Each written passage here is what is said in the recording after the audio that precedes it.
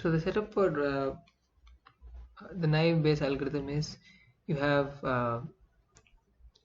xi and yi, a series of data points, which means the data set will be x1, x2, x d and y. So the first row is like this, second row is another realization, so we can name it x11, x12, x1t, y1, and the second row as x21, so on. And then each y can be 1 to k, which means it's a multi-class classification problem, and each x is a binary variable or a Bernoulli variable, which means -1. It's a binary variable. Bernoulli is 0 and 1, right? So we take it as -1 and 1 here. We can take it as 0 and 1, 2. So the aim is to find a y that maximizes a given training sample x. So x is a vector, and the assumption is each xi's are conditionally independent of other values of xi, which means xi is conditionally independent of xj given y. So if we have to find p of y given x, we can write it through the Bayes rule as p of x given y multiplied by p of y and dividing by p of x. So since xi's are conditionally independent of xj's for all values given y, for all values of I and j in the between 1 to t, we can write p of xi, p of x given y, we can factorize it into the product of each of the components p of xi given y, and then multiply again by p of y and divide it by p of x. So given a new training sample x, we can estimate p of y given x by this, and then we can take argmax over all possible values of y from 1 to k to get the most probable y, and that is the class we assign x to. So how do we train such a classifier given the training samples xi, yi, say n training samples? So first we need to define what are the model parameters. So we need the parameters to estimate these probabilities, right? But it is sufficient to estimate only the numerator, because anyway we can take the argmax, and the argmax is proportional only to the numerator since this is just a normalizing constant. So what are the parameters? We need to estimate p of xi given y and also p of y. So these parameters can be looked at as a random vector, or a vector, sorry, of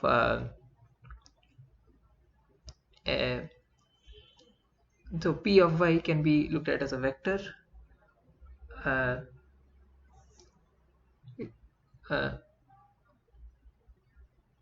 I'm sorry, p of y can be estimated by q of y, and each q of y is a scalar which estimates the probability that p of y is equal to that scalar. And since y runs from 1 to k, we have k different parameters q of y.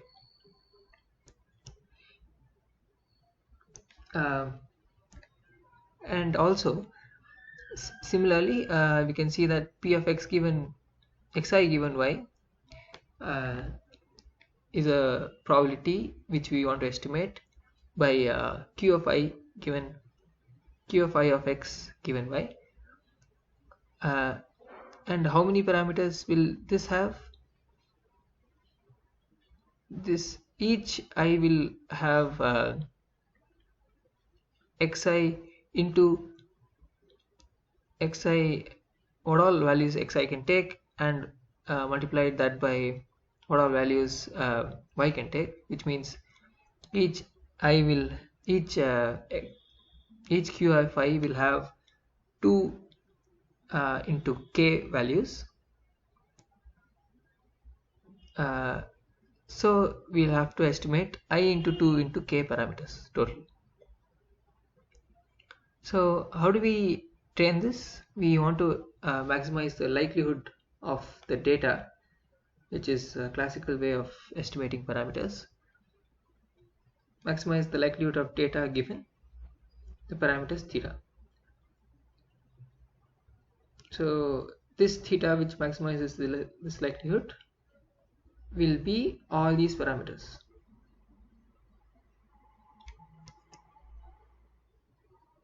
So the aim, again written in mathematical form, we can write it as the maximum of the likelihood, which means which is just the joint probability in the numerator, and since the numerator consists of the probabilities and we are estimating it through the parameters q, we can write the joint probability as q of I of xi y and multiplied by q of y.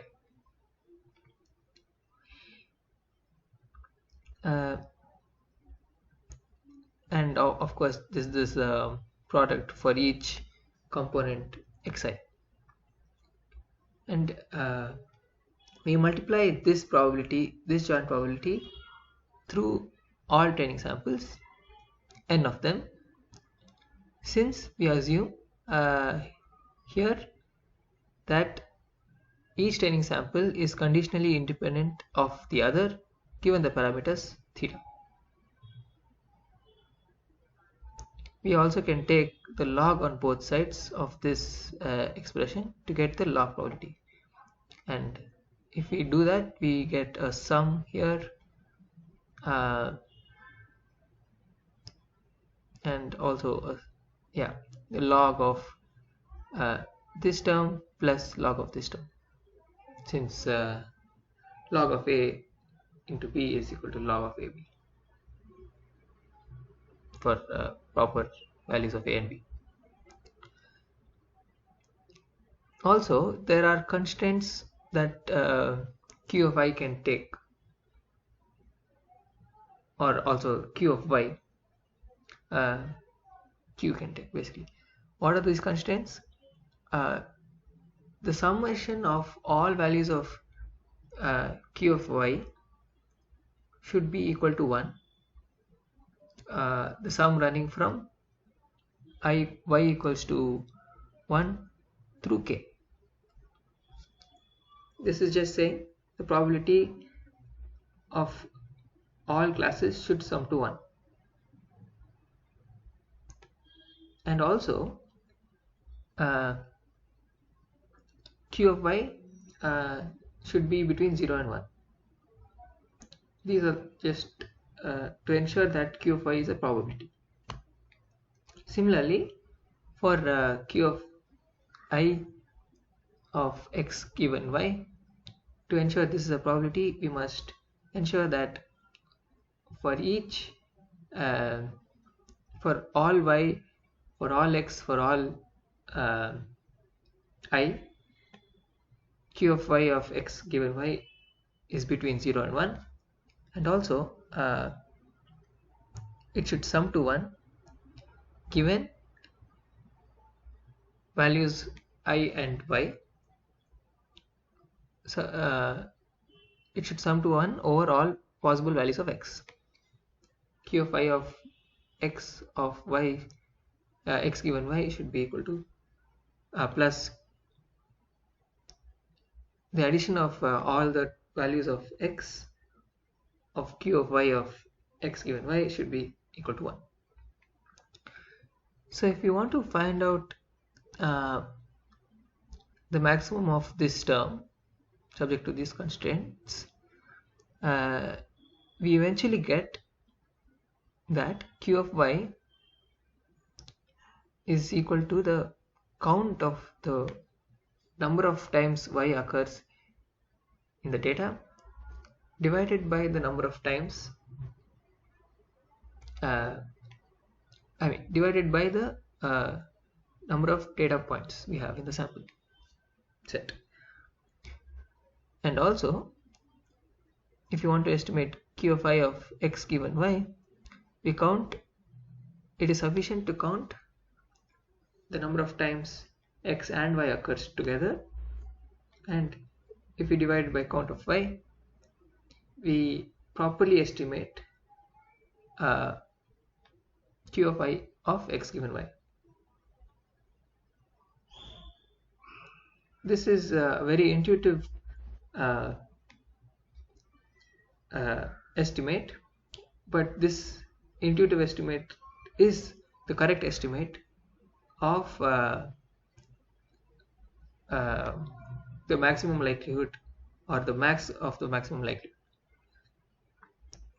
So how do we prove this intuitive estimate is the correct estimate? It follows from a theorem. Suppose we consider y a finite set which comprises d dimensions, and suppose we have another vector q which is composed of q of y ranging from 1 to t, and suppose q of y for each value of y is between 0 and 1. Suppose also we have a variable vector y, c, where each c of y is greater than 0, and we assume that c is also a vector of d dimensions. Then if we have to find out the max of summation of all possible values of y, c of y multiplied by log of q of y, then this max will turn out to be equal to c of y divided by the summation of all possible values of y, c of y, if we subject to the constraint that q of y should sum to 1 across all values of y. So what this theorem is stating is, suppose q of y is just the probability distribution of each y. This doesn't need to be the probability distribution, but this is analogous to the probability distribution.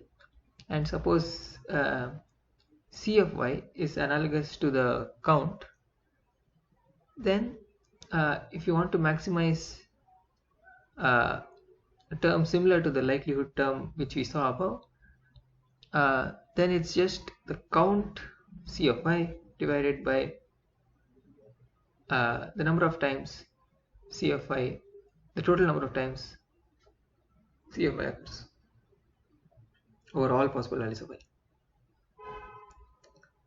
To prove this, to maximize this, and we have the constraint, right? So it's a constraint maximization problem. And how do we solve constraint maximization problems? We we introduce a Lagrangian and uh, differentiate it with respect to each parameter and set each parameter to 0, set each uh, differential term to 0 to get to solve for the parameters.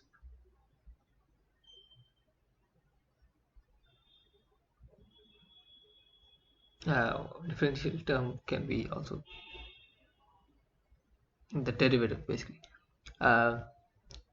So how do we do this? We take the Lagrangian, which is just this term which you want to maximize, and subtract the Lagrangian multiplier multiplied by the constraint q of y should sum to 1, basically q of y summation subtracted by 1. So if we differentiate this with respect to the scalar q of y,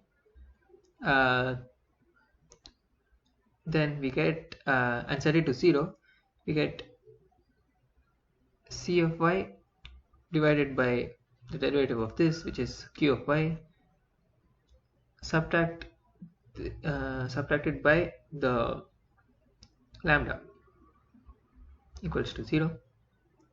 And if we solve for, and if we take q of y to the other side, we get c of y by lambda equals to q of y. And because of this, that is summation of all q of y's should be equal to 1, we get lambda equals to the summation of c of y. So we have just proven that if we take the count multiplied by the log probability, and if you want to maximize this count over, if you want to maximize this term over all possible values of y, then we just need to count need to have the count and divided by the summation of all the count for all possible values of y. This is nothing, this theorem is nothing but this term can be used to rewrite similarly this term can be used to rewrite can be rewritten as this term, and then we can eventually see that these two are the correct estimates of the maximum likelihood of the data.